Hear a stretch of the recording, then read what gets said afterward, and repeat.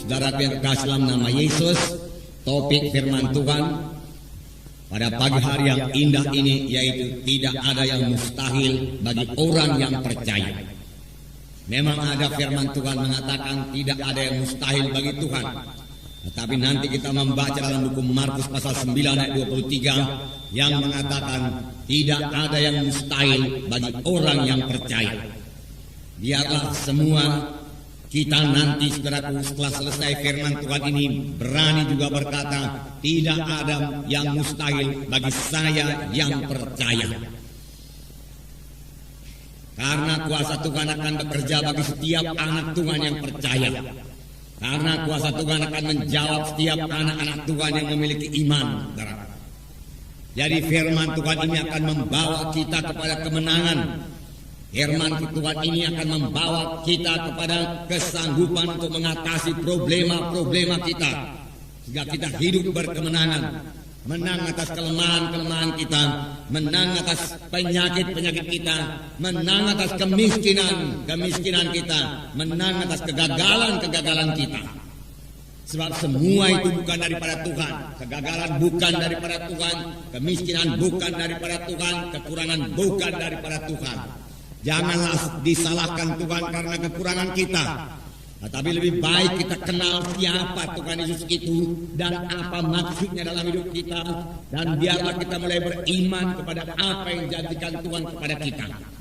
Dari firman Tuhan kita akan mengenal bahwasanya Tuhan tidak menghendaki kita gagal.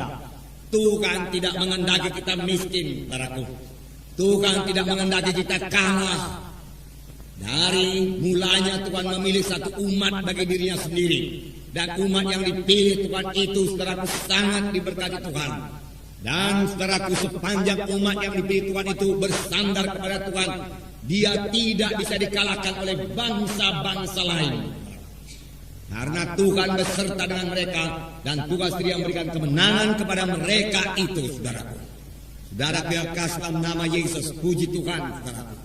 Dan kemenangan juga berlaku bagi kita buat pagi hari yang indah ini saudaraku. Jadi kita bisa bebas daripada kekalahan kita. Kita bisa hidup dalam kemenangan. Kalaupun sekarang ini saudara belum memilikinya. Miliki dulu tekad, memiliki dulu iman, miliki dulu visi seperti ini. Dari firman Tuhan yang saudara dengar ini, saudara akan memiliki visi. Oh, rupanya saya bisa menang. Saya tidak perlu kalah. Saya tidak perlu gagal lagi. Oh, rupanya penyakit tidak perlu menguasai saya lagi. Saya sudah kenal hak saya. Saya sudah kenal apa yang disediakan Tuhan bagi saya. Oleh sebab itu mulai sekarang hidup saya berkemenangan. Penyakit tidak menguasai saya. Karena kesembuhan sudah disediakan Tuhan bagi saya. Haleluya Tuhan katakan. Dengan berkata demikian iman saudara mulai tumbuh. Dan kalau tiap-tiap hari saudara terus beriman demikian saudaraku, maka sama sebagaimana iman saudara akan jadi kepada saudara. Jadi miliki iman lebih dahulu. Sebab firman Tuhan berkata tanpa iman mustahil. Dari mana datangnya iman? Iman datang daripada firman Tuhan. Iman datang daripada mendengarkan firman Tuhan. Mendengarkan firman Tuhan yang benar, saudaraku. Mendengarkan firman Tuhan yang memberikan pengertian yang benar kepada Tuhan, kepada saudara dari hamba Tuhan yang benar, saudara. Itu sebabnya kita perlu sekali mendengarkan, saudaraku, hamba-hamba Tuhan yang benar yang diurapi Tuhan. Sehingga dia dapat memberikan pengertian yang benar dari firman Tuhan kepada kita. Dan pengertian yang benar dari firman Tuhan kepada kita itu, kita memiliki iman. Kita memiliki iman. Sebab firman Tuhan berkata, tanpa iman mustahil.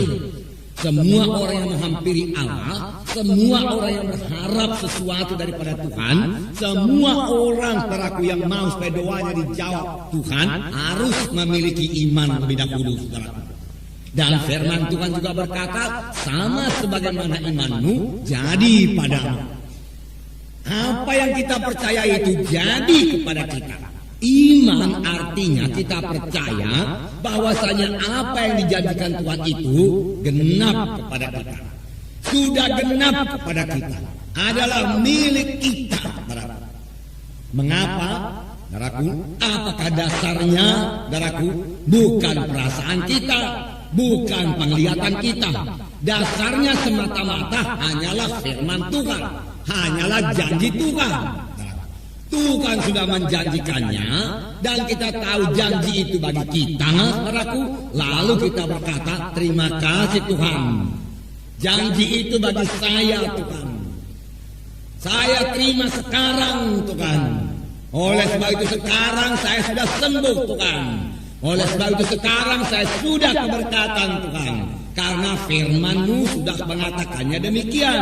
Walaupun yang dikatakan Tuhan itu belum kita lihat jadi dalam hidup kita, belum kita rasakan di dalam tubuh kita ini. Iman tidak bergantung kepada perasaan. Iman tidak bergantung kepada penglihatan. Iman juga tidak bergantung pada pengalaman. Iman bergantung semata-mata kepada janji Tuhan. Kelihatan atau belum kelihatan, sudah kita terima atau belum kita terima, saudaraku, kita harus tetap berpegang pada janji Tuhan itu. Maka dia akan memperoleh apa yang diimankannya. Dia akan memperoleh apa yang dikatakannya. Firman Tuhan berkata, saudaraku, saudara yang kasih dalam nama Yesus, jadi kita bisa menang, saudaraku. Jadi kita semua bisa berhasil, saudaraku. Jadi kita semua bisa berbuat perkara yang besar, saudaraku. Jadi nasib kita berubah dalam Tuhan ini, dan memang mesti berubah, saudaraku. Kita datang kepada Tuhan untuk menerima perubahan ajaib. Kita datang ke gereja ini bukan untuk sekedar menerima sedikit pengertian-pengertian baru daripada firman Tuhan. Bukan yang sekedar begitu saja. Kita datang untuk diubahkan.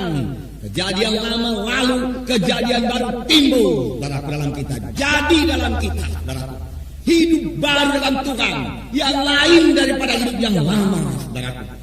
Hidup yang bergantung sepenuhnya kepada Tuhan. Hidup yang bergantung kepada firman Tuhan. Maka sepanjang hidup kita tidak akan dipermalukan, saudaraku.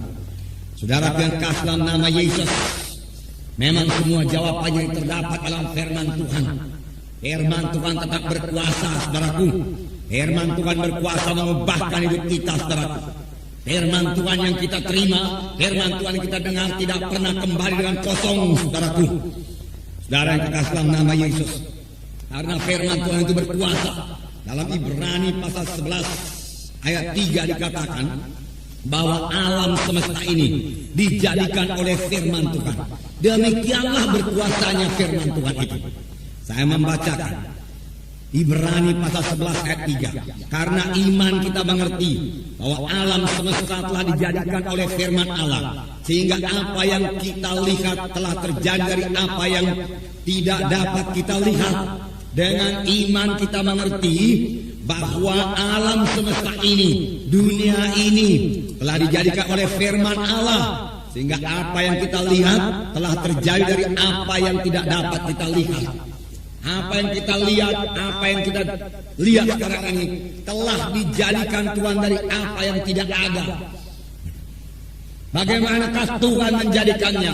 Firman Tuhan berkata, alam semesta ini dengan segala isinya dijadikan Tuhan dengan firman-Nya. Begitulah berkuasanya firman Tuhan itu. Tuhan Yesus saja berkata, jadilah terang, terang pun jadi. Jadilah matahari, bulan dan bintang. Dia hanya mengucapkan firman Tuhan, lalu matahari, bulan dan bintang pun jadi. Saudaraku, jadi. Inilah kuasa firman Tuhan yang diucapkan oleh Tuhan.